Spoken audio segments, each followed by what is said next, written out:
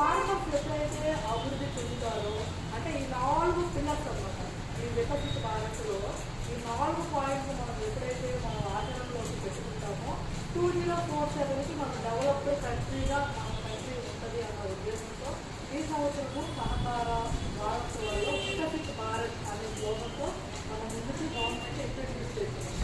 దాంట్లో ఈ 4వ పాయింట్ ఏంటంటే ఫార్మర్స్ని మనం డెవలప్ చేయాలి, వాళ్ళని డెవలప్మెంట్ చేయాలి, ఎలా ఫైనాన్షియల్గా కానీ టెక్నికల్గా కానీ అన్న ఉద్దేశంతో మనకి కోఆపరేటివ్ రంగానికి దీన్ని అనుసరించాలి. దీంట్లో మనకి చిన్న పాయింట్ ఏంటంటే మనకి 7 రోజులు జరుగుతున్నాము, దాంట్లో మనం 2వ రోజులో ఉన్నాము.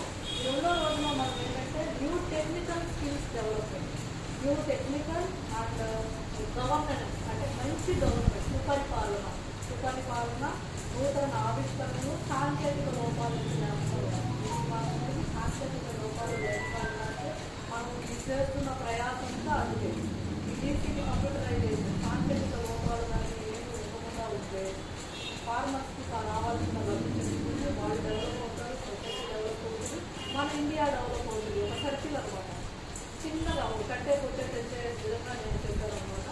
సో మనము ఈరోజు 2వ రోజులో ఉన్నాము. ఈ టెక్నికల్గా సాంకేతిక